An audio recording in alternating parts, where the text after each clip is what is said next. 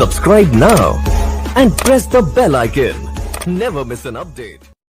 साथियों, हज़रत इब्राहीम अलैहिस्सलाम ने अपने बाप को, अपनी कौम को और वक्त की हुकूमत को एक ईश्वर की तरफ बुलाया, तौहीद की तरफ बुलाया। सबसे कहा कि हम सब का निर्माता निर्मित केवल एक अल्लाह है, उसी की पूजा और उपासना करो, उसको छोड़कर किसी और की, किसी निर्मित की पूजा उपासना भक्ति मत करो। तो ये दावत, ये समझाना हज़रत इब्राहीम अलैहिस्सलाम का जहाँ अपने बाप को था, अपने रिश्तेदारों के लिए था, वहीं आपने अपने समाज के लोगों को, अपनी कौम को समझाया। और वहीं आपने उस समय का जो शासन करता था, जो हुक्मरान था, जिसके हाथ में ताकत, क़ुव्वत और हुकूमत थी, उसको भी एकेश्वरवाद की दावत दी, तौहीद की दावत दी। जब उस वक्त का शासन करता नमरूद, जिसका नाम था नमरूद, उसके कानों तक ये बात पहुंची तो वो बड़ा अत्याचारी था, वो बड़ा जालिम था, वो खुद को सबसे बड़ा समझता था, वो किसी और रब को मानने को तैयार नहीं था। वो कहता था कि हुकूमत मेरे हाथ में है, ताकत मेरे हाथ में है, सब कुछ मेरे हाथ में है, मैं जो चाहूँ कर सकता हूँ, मेरे अलावा कोई और रब कैसे हो सकता है, बुलाओ हज़रत इब्राहीम को। तो हज़रत इब्राहीम अलैहिस्सलाम को नमरूद के दरबार में लाया गया और वहाँ पर उन दोनों के दरमियान बातचीत हुई। कुरान में सूरह बकरा में श्लोक नंबर 258 में इस वाक़ये का जिक्र है, आप ज़रूर पढ़िए। देखिए कुरान क्या कहता है कि क्या तुमने उस शख्स के हाल पर गौर किया जिसने इब्राहीम अलैहिस्सलाम से झगड़ा किया था। झगड़ा इस बात पर कि इब्राहीम का रब कौन है। जब बुलाया गया दरबार में तो नमरूद ने हज़रत इब्राहीम से पूछा कि किस रब की तुम बात करते हो, कौन है तुम्हारा रब, किस रब और ईश्वर अल्लाह की तरफ तुम लोगों को बुला रहे हो, कौन है वो। और इस बिना पर झगड़ा किया कि उसके पास ताकत थी, हुकूमत थी, वो शासन करता था, वो समझता था कि मेरे अलावा और कौन रब हो सकता है, मैं जो चाहूँ वो कर सकता हूँ। तो हज़रत इब्राहीम अलैहिस्सलाम ने कहा कि मेरा रब वो है जो जिंदगी देता है और जो मौत देता है। तो नमरूद ने कहा कि जिंदगी और मौत तो मेरे भी हाथ में है, मैं जिसे चाहूं मार दूं, मैं जिसे चाहूं जिंदगी बख्श दूं, वो तो मेरे भी हाथ में है। तो हज़रत इब्राहीम अलैहिस्सलाम ने कहा कि मेरा रब वो है जो सूरज को मशरिक़ से निकालता है और मगरिब में डुबोता है। वो रोज़ाना सूरज को मशरिक़ से निकालता है और मगरिब की तरफ लेकर जाता है।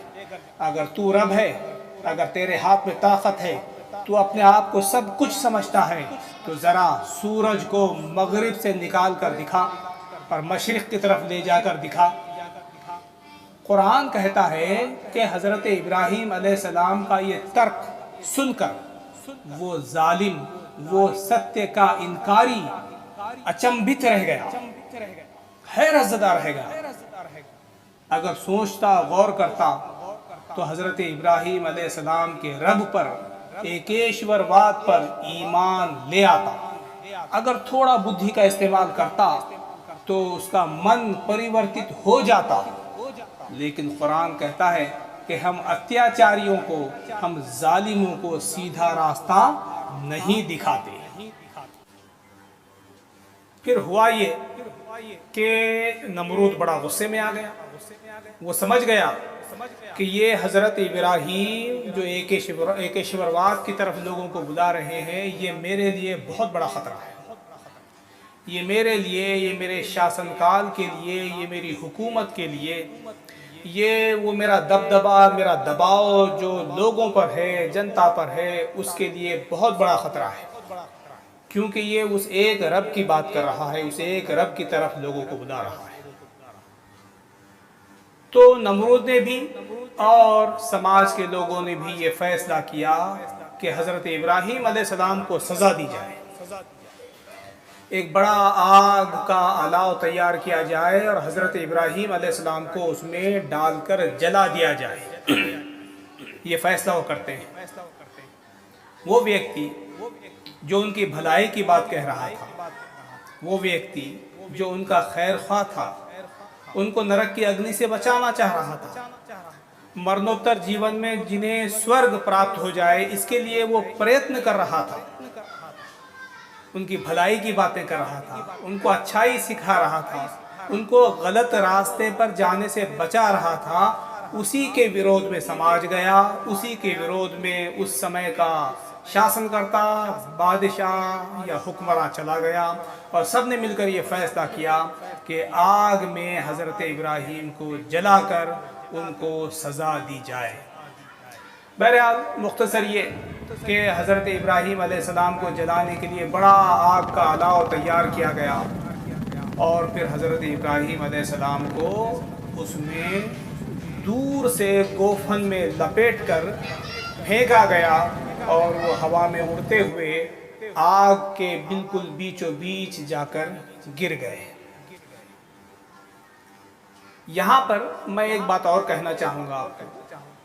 حضرت ابراہیم علیہ السلام اپنی آنکھوں کے سامنے دیکھ رہے تھے کہ مجھ کو جلانے کے لیے بڑا آگ کا الاؤ تیار کیا جا رہا ہے اور مجھے سزا دی جانے والی ہے، لیکن آپ نے معافی نہیں مانگی، آپ گھبرائے نہیں، آپ پریشان نہیں ہوئے۔ کیوں؟ اس لیے کہ جو ستیہ کے مارگ پر چلتا ہے وہ اللہ کے علاوہ کسی اور سے نہیں ڈرتا، وہ ظالموں سے نہیں ڈرتا، وہ اپنی سزاؤں سے نہیں ڈرتا، وہ جانتا ہے کہ یہ دنیا کی زندگی سماپت ہونے والی ہے، اصل زندگی تو آخرت کی زندگی ہے، مرنوتر جیون ہے، وہاں اگر میں سفل ہو گیا تو یہ میرے لیے کافی ہے، یہاں مجھے آگ میں جلا بھی دیا گیا تو کوئی پرواہ نہیں۔ لیکن بہرحال اللہ اپنے بندوں کو بچاتا ہے۔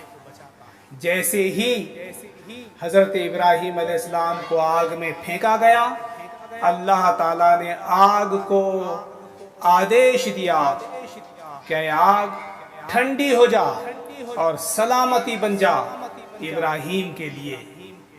تو قرآن کہتا ہے کہ یہ معجزہ ہوا، یہ میریکل ہوا کہ آگ جو جلانے کا کام کرتی تھی وہ حضرت ابراہیم علیہ السلام کو جلا نہیں سکی، وہ گلزار بن گئی، وہ پھولوں میں تبدیل ہو گئی، اور حضرت ابراہیم علیہ السلام اس آگ سے صحیح سلامت باہر نکل آئے۔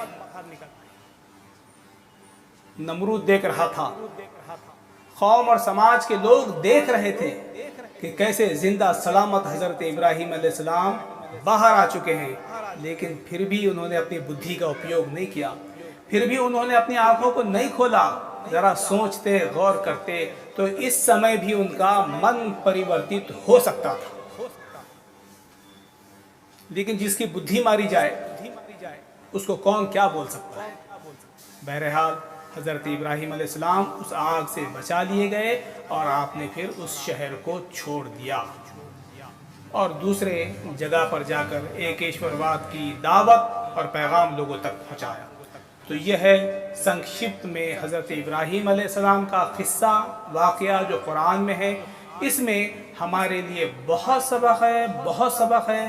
اگر ہم سوچنا چاہیں، غور کرنا چاہیں تو ہمارا من بھی پریورتت ہو سکتا ہے۔ بہت بہت شکریہ۔